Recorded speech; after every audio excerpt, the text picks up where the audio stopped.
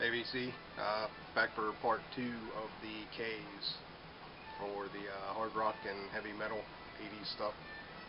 So kind of go ahead and jump right into it. First up is Kings of the Sun.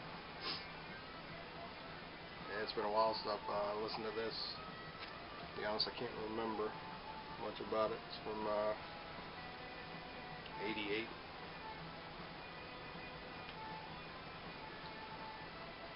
Have to try that one out again. This is a pretty good one here. Any fans of Tim Skold? I think he has done some stuff with, he does industrial stuff, you know, like, I think he's worked with everyone from Trent Reznor to Marilyn Manson and all that whole scene. But he was in a band called Shotgun Messiah before he kind of went solo and started doing his own thing. And Shotgun Messiah was originally called Kingpin. And here's Tim Skold. So, welcome to Bop City. I'm trying to remember where they were from. I'm thinking like Sweden maybe. Can't remember. They had a killer guitar player, Harry Cody, and this Zinny San, the singer. He ended up having a few solo albums out. I actually had one out maybe 5 or 6 years ago. I saw he had something else out. And Tim Skold went by Tim Tim. And he played bass, and then after they switched to Shotgun Messiah, came to America and switched their name to Shotgun Messiah, he was kind of the bass player and like a second singer, I guess. Pretty crazy. Alright, King Cobra 3, their third album. Different singer, if I remember right. It's on New Renaissance Records.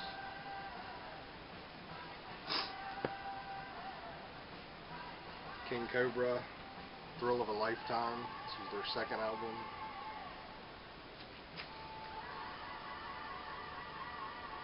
And this had Iron Eagle. I guess that was the song that was on the soundtrack to that movie, Iron Eagle. And their first album, Ready to Strike. Which, it's got a cheese, but man, I like this album. And of course it had Carmine Appice in it, a piece. Appice was the drummer. And Mark Free, the singer, who went on to be Marcy Free.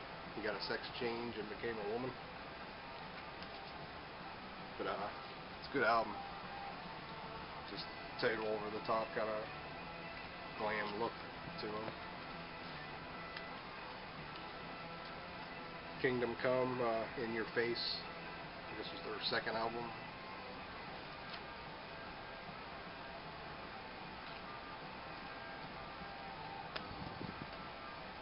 And the debut album, Kingdom Come.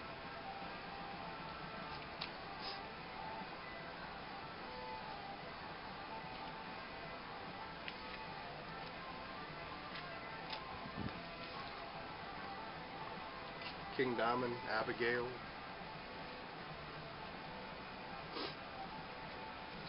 Everybody knows King Diamond from Merciful Fate. And Mikkey Dee was a drummer on some of the early King Diamond stuff. Now, of course, he's a drummer for Motorhead. He's been with them for years now. Great drummer. King Diamond, Fatal Portrait.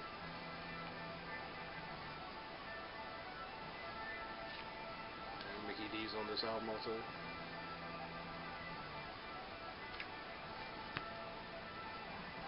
Another copy with the little blurb sticker.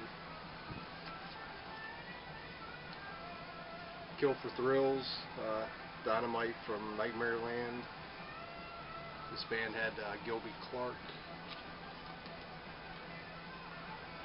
before his stint with Guns N' Roses. It's from 1990. Also, Todd Muskrat, who I think was the brother to Brent Muskrat, that was in Faster Pussycat. School kind of rock. This album, next one, I got on eBay a while back, real cheap, looked kind of cool, knew nothing about them. It's Killer Fox, Going Under, and it just looked really crazy with it's almost like corpse paint, you know, that came into the black metal scene, I guess, in the 90s, and this is an 80s release. This is awful. Sounds like it was recorded on a boombox in a basement. But something crazy for the collection. You got it real cheap on eBay. Next, Killer Dwarfs, Dirty Weapons. It's a great little band.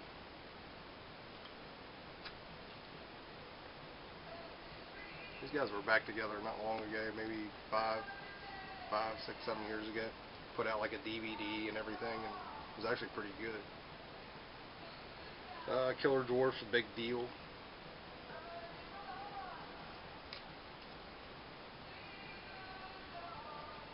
Just a really cool band, I always thought.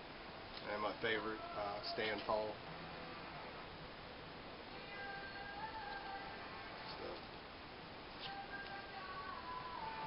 Just a good rock band. They were good. And their debut, Killer Dwarfs.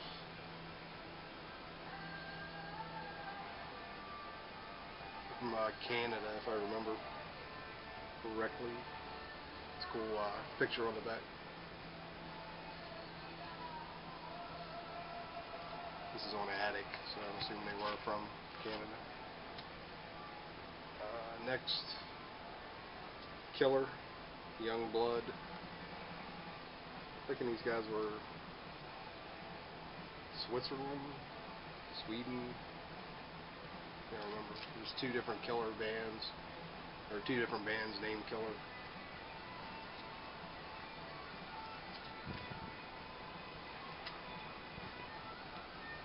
Same band, Stronger Than Ever. It's kind of that traditional metal. This is German pressing, 1984.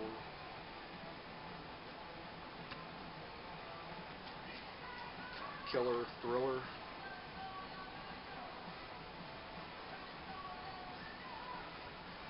Yeah, looks like it was Sweden. They were from 1982 on this album.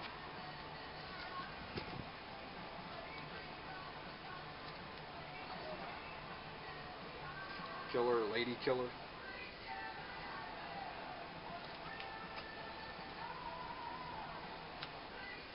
This is 81. And this is the other band, Killer, Shockwave. These guys were from Belgium. It's on Mausoleum.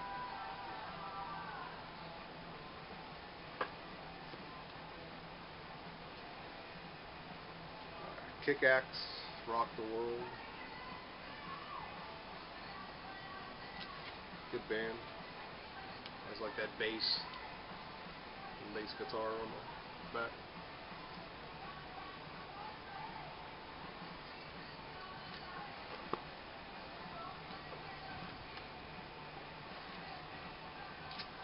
Kick-Axe, Vices. I believe this was their first album, 84.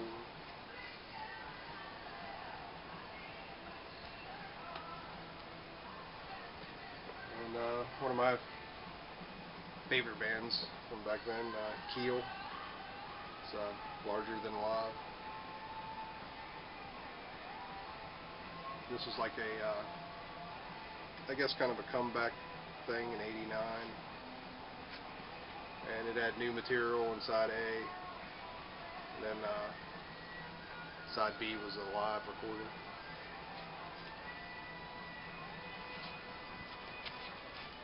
Maybe not a comeback, but like a last effort kind of thing. And Keel, self-titled. Wasn't a bad album.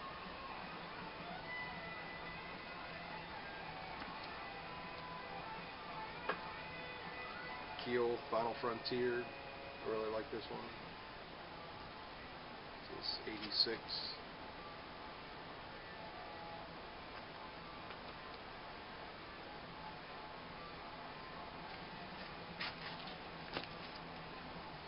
And this album I remember as a kid mowing yards in my neighborhood to make money with my little Sony Walkman, listening to this on cassette just over and over one summer.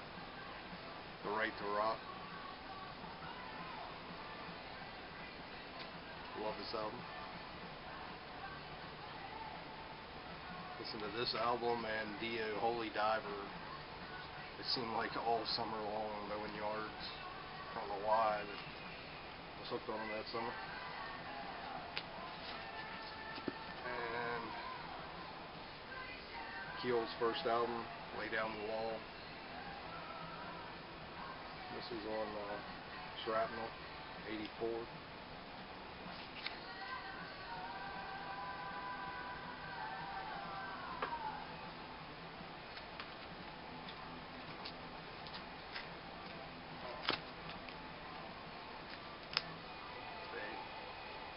And got a couple more. Carthago.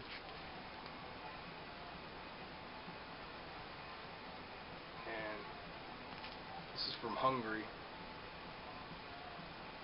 1981, made in Hungary. And most of the writing is in a different language on the back. It's kind of, you know, early hard rock metal, 80s. Kind of a rare album, I believe. And last is Cairo, Heavy Birthday. Thinking these guys were maybe German. It's from 88.